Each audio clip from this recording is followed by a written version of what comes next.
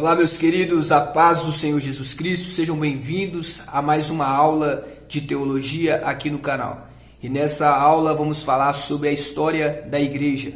Quantos não têm curiosidade acerca das coisas do passado e principalmente da igreja? Nós estamos vivendo um cenário hoje de muitos erros, de muitas heresias, falsos profetas a cada esquinas, e nós precisamos de conhecer a história da igreja para evitar os erros e aprender com os acertos, para não sermos levados por ventos de doutrinas e nem por espíritos enganosos que têm se dissimulado nos dias que estamos vivendo. A história da igreja vai se iniciar com a história da igreja primitiva. A igreja primitiva, na época que Jesus Cristo exerceu o seu ministério na terra, ele chamou os 12 discípulos e os enviou a pregar a palavra em toda parte. E nós sabemos que quando Cristo vem e estabelece a igreja, através de Pedro e através de João e dos demais discípulos, Jesus ele fala: sobre esta pedra edificarei a minha igreja e as portas do inferno não prevalecerão contra ela. A pedra não se tratava acerca de Pedro, mas se tratava acerca de Jesus, sendo o Cristo e o Filho de Deus. Agora, Jesus vivendo naquele período onde o Império Romano era o império naquela época, comandava tudo naquela época, Jesus estabelece a sua igreja, principalmente em Atos capítulo 2, aonde Jesus Cristo vive o seu ministério terreno, morre, ressuscita e manda a igreja se reunir no cenáculo em Jerusalém, para que eles esperassem o poder do alto que haveria de vir sobre eles durante a sua ascensão ao Pai. Ele vai para o Pai no espaço de 40 dias, que da Páscoa até o Pentecoste, Jesus então envia o Espírito Santo sobre a igreja agora ali no cenáculo em Jerusalém. Então, é impossível escrever a história da igreja sem falarmos de como a igreja começou. E a igreja começou pela vinda do Espírito Santo no dia de Pentecoste. Hoje nós estamos observando aí muitas igrejas abrindo e surgindo, e muitas delas nem abrem a porta para o Espírito Santo de Deus. Então nós temos que analisar uma coisa: igreja sem o Espírito Santo é um amontoado de pessoas. Diz ser igreja, mas não é a igreja de Cristo, a igreja invisível de Cristo, o corpo de Cristo, a qual Cristo é o cabeça, aonde não é papa, não é padre, não é pastor, não é homem algum o cabeça, mas unicamente e exclusivamente Jesus Cristo, o sumo sacerdote, o pastor fiel, o verdadeiro bispo das nossas almas. É a ele que nós temos que reverenciar e exaltar. E no aspecto da igreja primitiva, nós encontramos no livro de Atos dos Apóstolos o relato da igreja ao discorrer por Jerusalém, por Samaria e indo até os confins do mundo. E a história vai nos mostrar que os apóstolos combateram a idolatria, combateram mentiras, combateram falsos profetas e combateram também, tiveram que enfrentar até mesmo a religião daquela época que predominava o judaísmo. Eles tiveram que mostrar Cristo para os judeus, que muitas das vezes não suportava e acabavam que tinham uma contenda, uma luta, uma divisão ali por causa do cristianismo. E em Antioquia, os primeiros discípulos, os cristãos, a igreja primitiva é chamada de cristão, é chamados de seguidores de Cristo. por causa das características marcantes que eles tinham na sua vida, porque eram características que tinha no Jesus Cristo. Por isso que eles foram chamados de cristãos. Há quem diga que foi em tom de deboche de muitas pessoas do mundo daquela época, mas ser cristão é ser parecido com Cristo. E um discípulo que é chamado de cristão, ele deve se alegrar, porque haja vista, o próprio Jesus disse: se nos perseguirem, se nos xingarem, nós temos que nos alegrar, porque é grande o nosso galardão no céu. Então, após o dia de Pentecoste, a igreja saiu a pregar o evangelho, principalmente pelos apóstolos, e em particular pelo apóstolo Pedro, que fala no meio deles em nome do Senhor Jesus, e sai enviando cartas, comissionando para pessoas, falando para o evangelho para pessoas, para que eles pudessem receber o testemunho de Cristo através dos primeiros cristãos daquela época. O objetivo era falar acerca da ressurreição de Jesus, dos acontecimentos, da obra maravilhosa que Deus operou, de Deus ressuscitar a Cristo. E esta afirmação os apóstolos apresentaram para as pessoas daquela época, e por esse testemunho foram perseguidos, foram muitos deles mortos, caluniados e odiados pelo testemunho do Evangelho de Jesus Cristo. Aonde uma época que nós estamos vivendo agora sendo aplaudidos, os primeiros cristãos foram perseguidos por levar a mensagem de Cristo.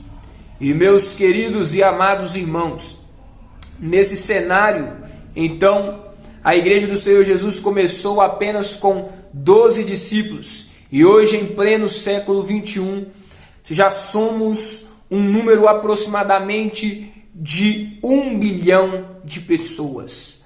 As pesquisas nos revelam que no ano de 2025 chegará a aproximadamente 1,5 bilhões de evangélicos pentecostais no mundo todo. Glória ao Senhor Jesus. E nesse período da igreja pentecostal, que foi a partir dos anos 50 depois de Cristo, depois da ascensão de Cristo, a igreja cristã em todas as épocas, quer no passado, no presente ou no futuro, é formado por todos aqueles que creem em Jesus, por todos aqueles que aceitam o testemunho de Jesus e recebam o Espírito Santo como o seu consolador, o seu amigo, aquele que te revela as verdades da palavra de Deus e que te faz crer absolutamente na verdade da palavra de Deus. A igreja de Cristo iniciou sua história então com um movimento de caráter mundial no dia de Pentecoste. No fim da primavera do ano 30, 50 dias após a ressurreição do Senhor Jesus e 10 dias depois de sua ascensão ao céu, agora eles recebem a capacitação do alto, o poder do alto, para testemunhar do Evangelho por toda a face da terra. O efeito desse acontecimento ele foi tão lindo, tão maravilhoso, que iluminou a mente dos discípulos, trazendo regeneração, mudança. Eles tiveram uma mudança drástica no seu caráter, na sua conduta, dando-lhe um novo conceito do reino de Deus. Eles compreenderam que esse reino não era um império político, mas um reino espiritual na pessoa de Jesus Cristo ressuscitado. E por esse testemunho, eles não tiveram medo de enfrentar perseguições de imperadores cruéis e sanguinários como Nero. Eles não temeram serem perseguidos por Domiciano. Eles enfrentaram leões, eles enfrentaram gladiadores, foram queimados, decapitados, crucificados, feitos como poste para alumiar Roma, mas não se envergonharam do Evangelho de Jesus. não deixaram de anunciar a verdade da palavra de Deus, não deixaram de dar o testemunho de que Jesus é vivo, de que Jesus é poderoso, de que Jesus ressuscitou e está à direita do Pai.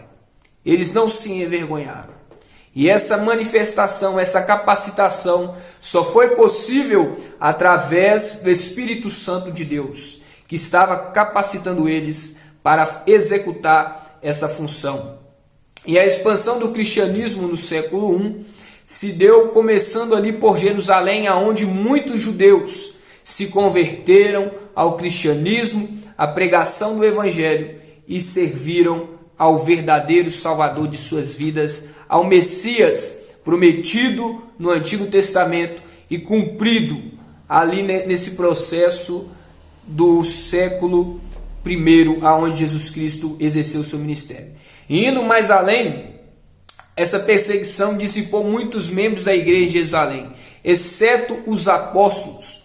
Os dispersos pela região da Judéia e Samaria iam por toda parte testemunhando de Cristo, fazendo o ide de Cristo. Porque Cristo, antes de ressuscitar, ele diz: portanto, ide, pregai o evangelho a toda criatura. Que maravilha, que maravilhosa história. Um exemplo para nós.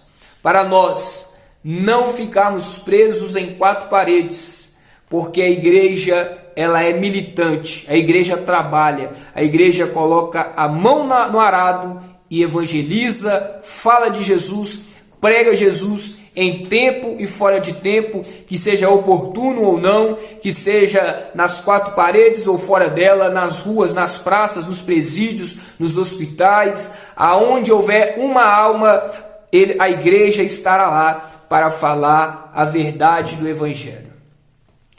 A vida da igreja e o governo da igreja e a comunhão da igreja naquela época foi acontecendo de formas que cada vez que eles pregavam, cada vez que eles se reuniam, cada vez que eles exerciam o cristianismo dele, mais a igreja crescia, mais a igreja crescia em número e também nos dons espirituais. Enquanto perseguiam eles, mais eles estavam crescendo na obra do Senhor. E a igreja, ela passando por essas perseguições, ela nunca parou, nunca retrocedeu. Nero perseguiu a igreja, mas a igreja continuou militante, trabalhando na obra do Senhor. A perseguição não parou esses primeiros cristãos. Assim morreram muitos deles, sofreram muito, como Mateus sofreu martírio pela espada na Etiópia. Marcos foi arrastado por um animal pelas ruas na Alexandria até morrer. Lucas foi enforcado em uma oliveira na Grécia. João foi lançado numa caldeira de óleo fervente, desterrado para a ilha de Patmos, depois morreu em Éfeso, em velhice. Tiago, irmão de Jesus, foi decapitado por ordem de Herodes em Jerusalém, 62 depois de Cristo. Tiago, o menor, foi lançado do templo abaixo. Ao verificarem que ainda vivia, mataram-no a pauladas. Filipe foi enforcado. Bartolomeu tiraram a pele por ordem de um rei bárbaro. Tomé foi amarrado a uma cruz e ainda assim pregou o evangelho de Cristo até morrer. André foi atravessado por uma lança, Judas foi morto a flechadas, Simão Zelote foi crucificado na Pérsia, Matias foi primeiramente apedrejado e depois decapitado, Pedro foi crucificado de cabeça para baixo, porque não achou digno de ser crucificado como Cristo, e Paulo, acorrentado em um cárcere romano, disse: já estou oferecido por aspersão de sacrifício, e o tempo da minha partida está próximo. Combati o bom combate, acabei a carreira, guardei a fé. Desde agora a coroa da justiça me está aguardada. Perdão, irmãos. Me está guardada, a qual o Senhor, justo juiz, me dará naquele dia, e não somente a mim, mas também a todos os que amarem a sua vinda. 2 Timóteo capítulo 4, versículo 6 ao versículo 8. Essas perseguições não pararam os primeiros cristãos. E depois, o segundo período geral, desde a morte de João 100 depois de Cristo até o edito de Constantino em 313 depois de Cristo, a igreja também passou por diversas perseguições, aonde apareceu o termo Igreja Católica, aonde não era uma religião católica, era um termo para dizer que a igreja era universal, era uma igreja unida, uma igreja em todas as partes do mundo. Até o livro de Apocalipse mesmo vai citar as 7 igrejas na Ásia, e essas igrejas juntas formavam então a Igreja Universal de Cristo, e não uma instituição como nós estamos vendo nos dias atuais. Então, antes de Constantino, essa igreja ela levantou contra as ideias do gnosticismo, uma ideia que trazia naquela época de que gnose é o conhecimento, e eles vinham trazendo algumas heresias, aonde veio surgir os livros pseudepígrafos, livros falsos, a qual eu falei no estudo de bibliologia. Vá lá para você assistir, para você aprender um pouco sobre os pseudepígrafos. Nesse período, então, a igreja combateu o gnosticismo. Eles enfrentaram uma onda de heresias e foi preciso, então, colocar o cânon sagrado da Bíblia para que eles pudessem tirar as heresias do meio deles. E Constantino promulgou o famoso Edito de Tolerância em 313, que terminou com as perseguições. Haja vista, nesse período de 100 até o ano 300, muitos imperadores ainda continuaram perseguindo a igreja de Cristo. Mas com Constantino agora, ele coloca uma sentença acabando com a perseguição da igreja. E isso pode ser uma bênção, mas também agora a igreja começou a envolver, a misturar com a política. Aquela igreja de Atos dos Apóstolos, aquela igreja primitiva, aquela igreja que agora combatia as heresias, agora está unida à política, unida ao poder e também está formulando algumas heresias.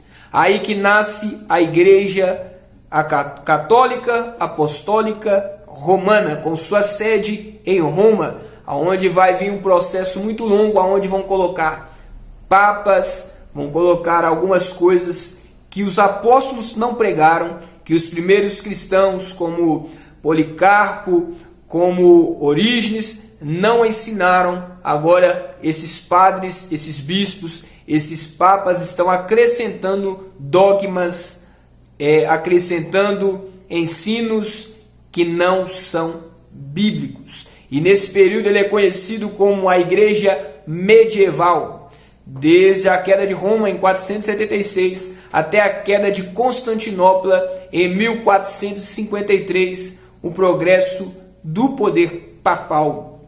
No período que vamos considerar então, que durou quase 1000 anos, nosso interesse dirigiu para a Igreja Ocidental, ou Latina, cuja sede de autoridade estava em Roma. Como eu disse, nessa parte começa a surgir o poder, começa a instaurar a igreja, e os papas tinham tanta influência nessa época que eles começaram a passar a perseguir todos aqueles que pensavam contra a igreja, todos aqueles que eram de religiões diferentes. Agora, através dos papas, através do poder religioso, através da política, através dos reis, passaram a perseguir todas aquelas pessoas que pensavam diferente. John Hus foi um dos primeiros que levantou contra a tirania da Igreja Católica, e ele foi queimado vivo por essa igreja que agora largou a sã doutrina, as escrituras, e começou a vender indulgências, começou a voltar o seu lado para o dinheiro e deixaram as doutrinas bíblicas de lado. Aí John Hus, antes de morrer, diz: vocês estão matando agora um pato, mas muito em breve vai se levantar um cisne, aonde Deus levanta Martinho Lutero para combater a igreja agora apostatada. A ideia de Lutero não era sair do catolicismo, mas era trazer uma reforma, trazendo as pessoas de volta às escrituras. Haja vista o período medieval era um período de trevas, aonde as escrituras não eram lidas como hoje em dia e as pessoas eram presas à iniquidade. Ali teve denúncias contra padres que viviam em iniquidade, viviam em pecado e mesmo assim não quiseram se arrepender e ainda quase mataram Lutero, mas ele contribuiu com 95 teses.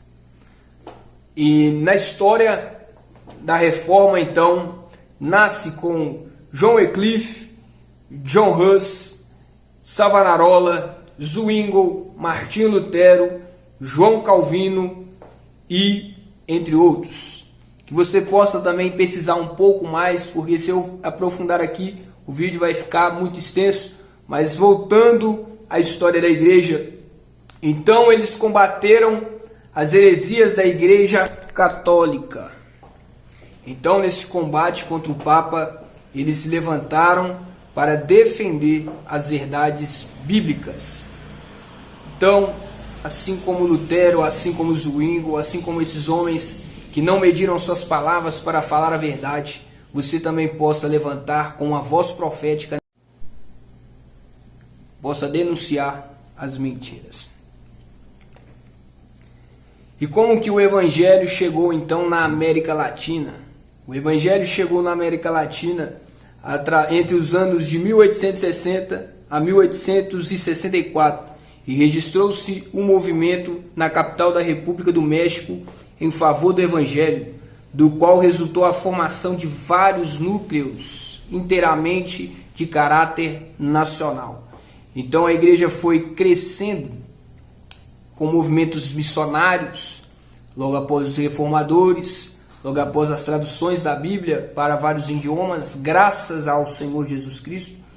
A igreja do século XX, ela foi, durante um período de 1000 anos, a partir dos dias apostólicos, o cristianismo foi uma instituição ativa da obra missionária. Nos primeiros 4 séculos de sua história, a igreja converteu o Império Romano ao cristianismo. Depois, seus missionários encontraram-se com umas hordas de bárbaros que avançaram e conquistaram antes que os bárbaros conquistassem o Império Ocidental. Depois do século X, a igreja e o Estado, o Papa e o Imperador estavam em luta pelo domínio supremo, de modo que o espírito missionário esfriou. Embora não tenha desaparecido inteiramente, a reforma estava interessada no propósito de purificar e reorganizar a igreja antes de expandi-la. Já demonstramos que no último período da reforma, o primeiro movimento para cristianizar o mundo era pagão. Não foi realizado por protestantes, mas pelos católicos romanos, sob a orientação de Francisco Xavier. Então nós podemos observar que desde 1732, os morávios iniciaram o estabelecimento de missões estrangeiras, enviando missionários para pregar o evangelho genuíno de Cristo.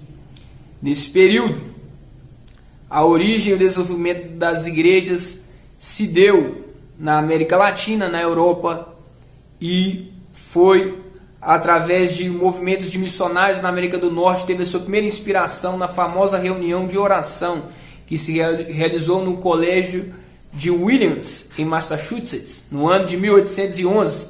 Um grupo de estudantes reuniu-se no campo para orar acerca de missões. Nessa ocasião, desabou fortíssima tempestade e os estudantes refugiaram-se em um depósito de feno e ali consagraram suas vidas à obra de Cristo no mundo pagão. Como resultado dessa reunião, fundou-se a Junta Americana de Comissionários para Missões Estrangeiras, a qual no princípio era internacional. Mais tarde, porém, as outras igrejas fundaram suas próprias sociedades e a Junta Americana ficou pertencendo às igrejas congregacionais. E nessa história foi surgindo avivamentos, pregadores, como a gente vai conhecer, Billy Graham e tantos outros pregadores que doaram a sua vida na mensagem do Evangelho, até as fundações das igrejas batistas, presbiterianas, Assembleia de Deus na qual surgiu num movimento religioso que teve. Concluímos então que ao longo da história teve erros e acertos, e precisamos estudar sempre a história da igreja para aprender com os seus erros e aprender com os seus acertos, para não alimentarmos a nossa vida com as heresias daquela época e voltarmos para as Escrituras, voltarmos para a palavra de Deus. Estamos vivendo uma época caótica, aonde a cada esquina abre-se uma igreja, a cada esquina há um falso profeta pregando um falso evangelho. E só um homem, mediante a palavra de Deus, um homem que conhece a história, conhece a cultura bíblica, conhece os relatos bíblicos, não vai ser pego na fossa de mentira, de iniquidade que está os nossos dias atuais. Então, meu querido, que você possa pegar esse vídeo e possa ter o desejo de conhecer mais sobre a história da igreja, que aqui é apenas um resumo de um pouquinho da história da igreja, e que você possa se aprofundar, pesquisar, analisar e aprender com os acertos e com os erros, porque nós somos a Igreja de Cristo.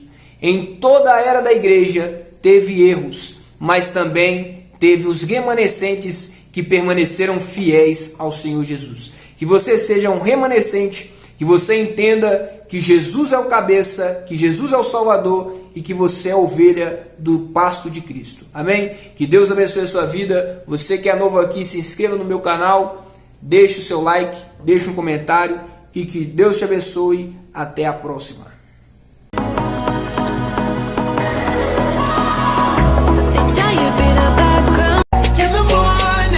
The sun